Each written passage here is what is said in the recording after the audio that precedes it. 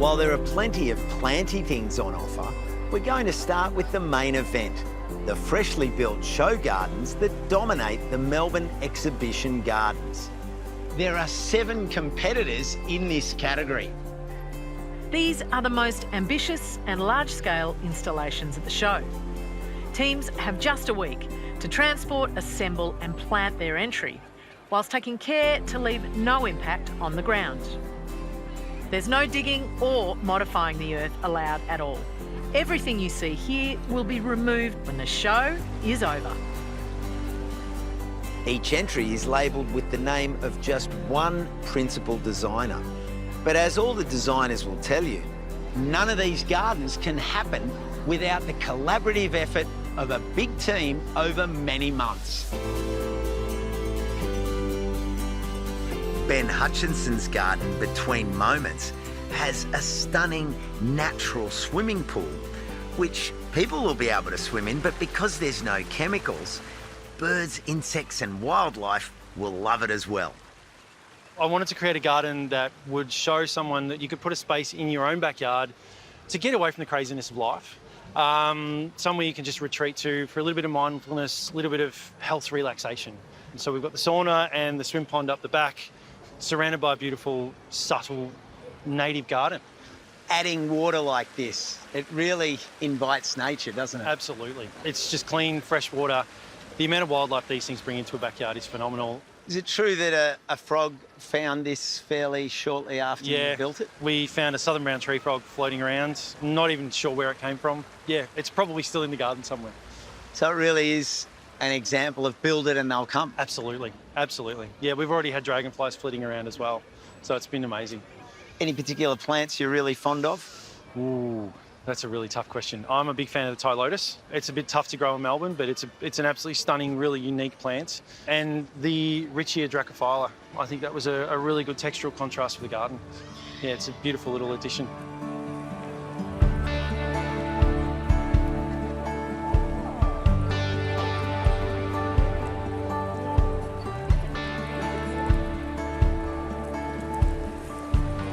Jenkins also uses water in his garden, Utori. His modern Japanese design includes a palette of cycads, Japanese maples, bamboo and conifers. The garden surrounds a tiny house that demonstrates the possibilities of paring back to the essentials. And that, of course, includes a sauna and an ice bath. Oh, look at this. I love this car. Paul Pritchard's richly planted family home garden is distinctly mid-century modern in style. Named Nostalgia, it aims to evoke a time when families spent time together working in the garden. Wow. Just the architecture and then the style of the gardens that they're depicting here, wow. It's such an iconic kind of image of 1950s Australia, isn't it? Yeah, 100%. None of the plants are from here, but that's kind of what Where it was at. Yeah. Yeah, I feel like I've visited houses like this. That was my dream first car. My dad and I looked at quite a few. I never did it, but that was the car I wanted. I love this. There's even plants in the paving. I mean, from a detail point of view, it means it'll catch and slow down water. Totally. But look at this. This has taken me back to my childhood because that's how our bicycles used to lay on the grass. It's so beautiful, though. Like, it's telling us this is a family garden, right? And it's doing exactly what it's titled, nostalgia. Yeah. It is nostalgic. It's capturing these evocative moments that really mean something. It's taken me back there, and the grass and the lawn, which was such a big thing of houses then. You know, there was so much yard. And the planting, I mean, it's of a time gone by, really, isn't it? But it says so much about how much people would have tended their gardens. Like, that's what you spend your Sunday doing. Yeah.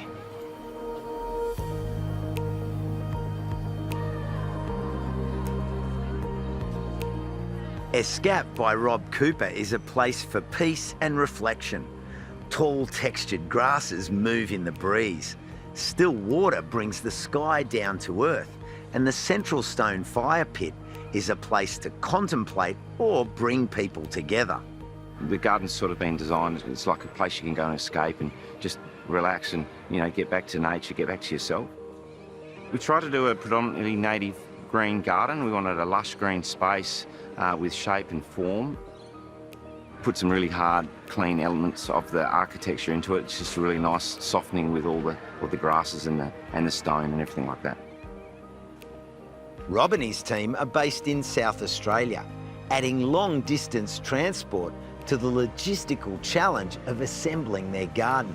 Yeah, we've got 3 semi-loads of materials here. We've got 1.5 truck loads of plants are here, and every person who's built on the garden has all come over as well. So it's been a challenge, but it's something we really wanted to do, and we wanted to represent South Australia and show how well we can do in the landscape industry. It's a lot of work, but really proud to be able to walk in and have a gold medal, and yeah, really good.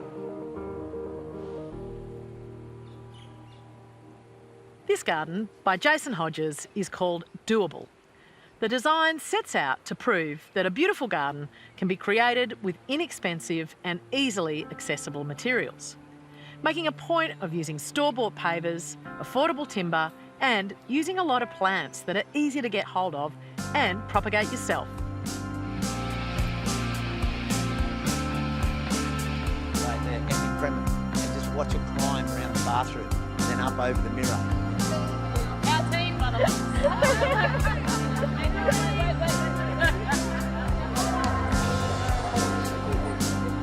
So fun to see so many people fired up about plants and gardening. And I think the thing I love is just the energy, because there's that anticipation. You see a garden and then, oh, hang on, we're on approach here. Look at this one. The designer of this garden, Matt York, is showcasing lessons that he's learned from all around the world. We've been working in Africa more recently, so our garden, titled In Ratio with Africa, looks at some of the learnings in Kenya, Ghana and Nigeria around small garden design and just how efficient small garden design has been in terms of small footprint and looking at pollination, urban canopy, water security, and all of these things in sort of high-performing landscapes, but in a small setting. The Bird Motel is a structure that we designed around biodiversity and habitat. It comes with a series of nests and perches. The idea came from how we could have something sculptural and a key part of the design that had a really strong function in terms of local and migratory birds. So we often think about Melbourne as it is now a leading world city, but there's still so much that we can learn to facilitate the growth that we are experiencing. And I think the role that landscape and gardening plays is significant. And so to have a platform like this at Carlton Gardens, I just think that's an incredible opportunity, and I love being a part of that. In the glow of the Royal Exhibition Building is Brent Reid's Garden Ode. From the bold structural shapes to the soft plantings of evergreens and perennials, all elements of the garden are deeply symbolic. This garden's the most personal garden I've ever brought to the show. It's called Ode, and it's a thank you and an ode to my mentors and people who have guided me and led me through my journey in the industry. So the trees are about legacy and the lasting legacy left by people, strong figures in the industry and people who have left the industry. The water feature's about sharing of information and ideas, and we've left a void in the centre of the water feature for people that, when they leave the industry or they pass on, if that knowledge hasn't been passed on, it leaves a void. And Marty, you're one of those mentors and you've been tasked with building this garden. Yeah, lucky. How many gardens have you built in the history of this show? Well over 90. Wow. What's it like when you're presented with 4 large dead trees? Yeah, well, it's got a logistical problem. One is nothing goes in the ground, so there's no footings, no anything. There's a metre of these trees below the ground. They're on big plates, which are actually old grater blades that we got off a farm that are really heavy. And then we have to lay the trees down and cut them with a chainsaw to get them to sit. To sit. I've worked with sticks myself. Yeah, They're and not then- straight up and down. And a crane turns up and puts the pond in, and it puts the 4 trees in, and we hope. Where have these come from? They've come from a development site, but the best part about it is that we're able to educate people a little bit about these trees, and they're able to tell a story, and then they're going to go back to the site and have habitat planted around them, so they'll then continue their life. I mean, old trees, dead trees are really important. Hugely important, especially for wildlife habitat, insects, bugs, birds, everything. It's pretty amazing, isn't it? All that thought and planning and collaboration and work to get to this for 5 days, but it's a pretty beautiful result. It really is, because you think of how busy this space is. There's thousands of people wandering around, and yet here we are feeling relaxed and comfortable and at home. Makes me want to put the kettle on. I'm up for that.